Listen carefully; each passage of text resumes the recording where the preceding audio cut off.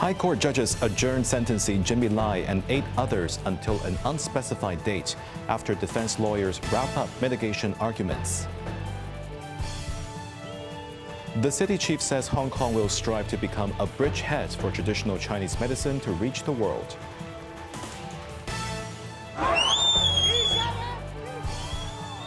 And Iran protests death toll mounts as U.S. asks American citizens to leave the country immediately.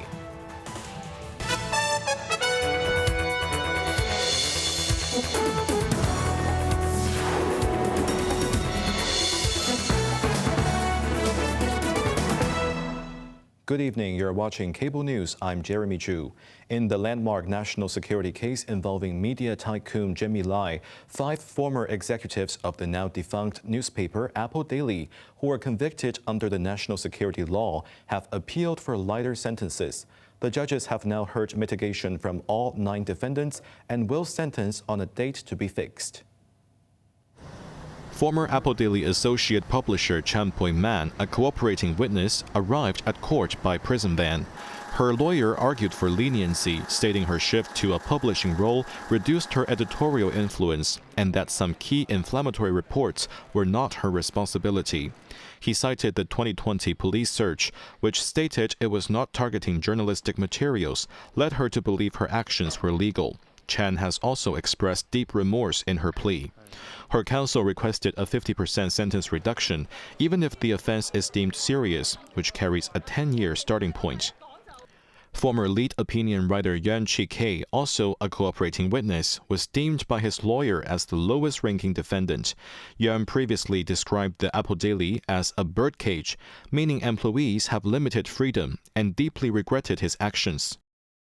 Representing former executive editor Lam Man-chung, barrister Eric Shum noted his client had resigned before the newspaper closed down. Shum argued for a lower 3 to 10-year starting point, citing Lam's early guilty plea and lesser involvement. Former English edition executive editor Feng Wai-kong's lawyer said he was outside editorial decision-making, focusing only on translation accuracy, and thus bore lighter responsibility. Meanwhile, chief editor Law Wai-kwong's defense highlighted his role as a director of the paper's charity fund and his proactive support for its work, alongside his guilty plea in seeking a sentence reduction. The High Court has upheld a rule barring female prisoners from wearing shorts in summer in a judicial review filed by jailed activist Chow Heng-chung. Jamie Liu reports. The legal fight was launched by Chow in 2024 surrounding a policy under the Correctional Services Department for female inmates. The rule requires them to wear trousers in daytime all year round unless they have medical or religious reasons. Chow argued that it amounted to sex discrimination as their male counterparts could ditch trousers and wear shorts in summer. In a judgment, High Court Judge Russell Coleman noted some female inmates would prefer to wear shorts in summer as default, like Chow, but cited the CSD's argument that plenty other of women preferred trousers in summer and that there was expertise and careful review behind the original decision. The judge also recognized that the default clothes for prisoners have been customized for each gender in each season. He noted that female inmates get lighter trousers in summer and warmer ones in winter, meaning both sexes are given different leg wear depending on the season. Coleman then pointed out that all inmates claiming to suffer health issues due to clothing would have the same chance to seek an exception. Any request for special clothing is looked at case by case, and there is no sign that men or women are treated differently, Coleman added. The High Court eventually dismissed the judicial review and ordered Chow to pay the legal costs. Jamie Liu, Cable News.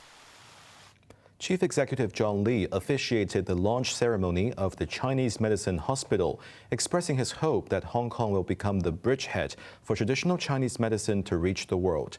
Cheryl Yun shares more.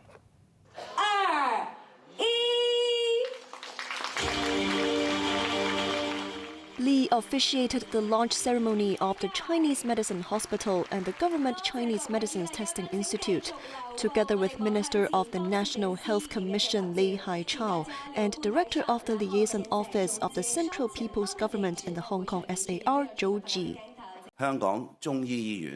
In his speech, Li noted that the hospital, which has already begun operating in phases, has been well received by the public. He emphasized that Hong Kong will leverage its unique advantages under one country, two systems to integrate into and serve the overall development strategy of the national traditional Chinese medicine industry, positioning itself as the bridgehead for traditional Chinese medicine to go global. Meanwhile, Li called for the hospital and the testing institute to promote the integration of industry, academia, and research, while also optimizing the collaboration between Western and Chinese medicine. He urged them to work closely with mainland institutions to fully harness the strengths of traditional Chinese medicine and jointly advance its promotion and global outreach. Cheryl Yun, Cable News. A survey by the Council on Smoking and Health and 2 universities has found that nearly 9 in 10 Hong Kongers support expanding smoke-free areas and banning smoking while walking. Cheryl Yun again has the story. The survey conducted in the first half of last year interviewed 5,600 members of the public, with 45% being smokers. Nearly half of respondents said they had been exposed to second-hand smoke in the 7 days before the interview. Around 90% backed further expansion of smoke-free zones and banning smoking while walking. Even among smokers, roughly half supported both measures. Council Chairman Henry Tong urged the government to look to other regions such as Singapore and Macau for inspiration to further lower the city's smoking rate, adding that in the short term, the most effective way to combat smoking is to expand smoke-free areas.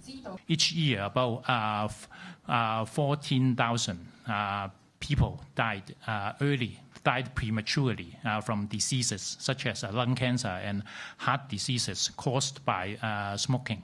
And each 0.1% of reduction in smoking preference in Hong Kong means approximately 6,000 people in Hong Kong quit smoking. And these people also largely reduce their risk of dying early because of smoking-related diseases. Responding to reports that only 4 fixed penalty tickets had been issued so far in the newly designated no-smoking areas, Tong said the low number reflects that Hong Kong smokers are generally law-abiding. Cheryl Yun, Cable News. More than 600 people have reportedly been killed during Iran's anti-government demonstrations, and over 10,000 individuals have been arrested. Meanwhile, U.S. officials have stated that diplomatic channels remain the preferred approach to resolving the unrest. In Iran's capital, Tehran, large crowds have taken to the streets for several consecutive days.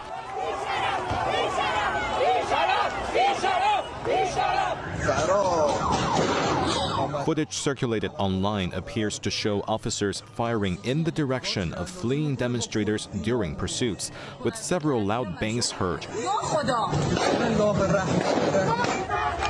A car park was set alight, with intense flames engulfing numerous vehicles. Protesters seemingly retaliated with Molotov cocktails, setting an officer's uniform on fire. As protests across the country have escalated, the U.S. State Department has issued a security alert urging American citizens to leave Iran immediately and, if safe to do so, travel overland to Turkey or Armenia. Earlier, U.S. President Donald Trump said that a 25% tariff would be imposed from today on Iranian trading partners, including China. White House spokesperson Caroline Leavitt emphasized that diplomacy remains President Trump's preferred approach. Airstrikes would be one of the many options that are on the table for the commander-in-chief. Diplomacy is always the first option for the president. However, with that said, the president has shown he's unafraid to use military options if and when he deems necessary, and nobody knows that better than Iran. Iranian Foreign Minister Abbas Araghchi confirmed that contact has been maintained with U.S. Middle East envoy Steve Witkoff. He expressed willingness to negotiate with the U.S. without coercion. However, Leavitt stated that Iran's private stance differs markedly from its public statements. Meanwhile, Iranian Supreme Leader Ayatollah Ali Khamenei posted footage of pro-government rallies, praising the Iranian people for demonstrating resolve to the U.S. He warned American politicians to cease deception and reliance on traitors. Visiting Japan, South Korean President Lee Jae-myung has emphasized the need for trilateral cooperation among Seoul, Tokyo, and Beijing as he held summit talks with Japanese Prime Minister Sanae Takaichi. Both leaders also agreed on the importance of trilateral security collaboration with the United States. Jamie Liu has more. The summit took place at Takaichi's hometown and political base in Nara. The talks lasted for about 1.5 hours, during which both leaders agreed that cooperation between South Korea and Japan is more important than ever, citing complex and dizzying international order. 복잡하고 어지러운 국제 질서 속에서 Lee called for the two nations to take steps toward a better future despite the painful past caused by Japan's occupation of the Korean peninsula. We agreed to advance discussions on the economy and economic security fields for strategic and mutually beneficial collaboration, Takaichi said. In the joint press conference, the neighbors shared a consensus on the importance of trilateral security collaboration with their common ally, the United States, and reaffirmed their cooperation toward the Korean Peninsula's complete denuclearization. Lee also emphasized the need for trilateral cooperation among Seoul, Tokyo, and Beijing. The summit comes at a time when Japan's ties with China are strained, following Lee's meeting with Chinese President Xi Jinping in Beijing last week. Jamie Liu, Cable News.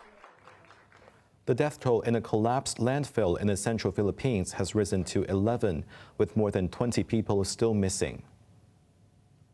The landslide occurred at the Binalio landfill in Cebu City last Thursday, while more than 100 workers were on site. Officials said signs of life were detected in the debris during a search yesterday, so the operation remains in rescue mode. Most of those still unaccounted for are believed to be sanitation workers. Some families said the rescue progress was slow as they set up camps on high ground near the landfill, awaiting news of their relatives. The incident has sparked calls for investigation into the cause of the collapse, as well as a review of the country's waste management system.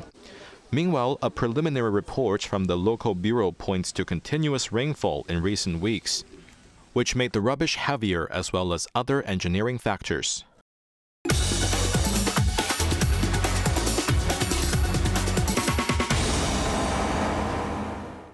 Now let's take a look at the stock market.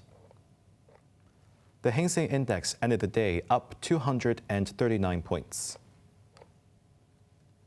Top active stocks of the day.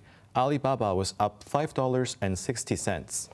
Tencent was up $4.50. SMIC was down 85 cents, and Kuaishou was down $1.80. As Lunar New Year nears, citizens can get hands-on new or good-as-new banknotes for red packets from February 3rd to 16th. Three note-issuing banks, HSBC, Standard Chartered, and Bank of China Hong Kong, are set for banknote exchange service during this period. For the first 3 days of the service, participating branches will open earlier at 8 a.m. exclusively for banknote exchange. To streamline the process, online reservations for specific time slots will open on January 27th. The Hong Kong Monetary Authority advised the public to check if they have any unused notes from previous years before visiting a bank. And with sufficient supply, there is no need to rush in the first few days. Onto the weather now. Mainly fine, some haze at first. The minimum temperature tomorrow morning will be about 17 degrees in the urban areas, and a few degrees lower in the new territories. Dry during the day with a maximum temperature of around 21 degrees. That's our news tonight. I'm Jeremy Zhu. Thanks for watching and good night.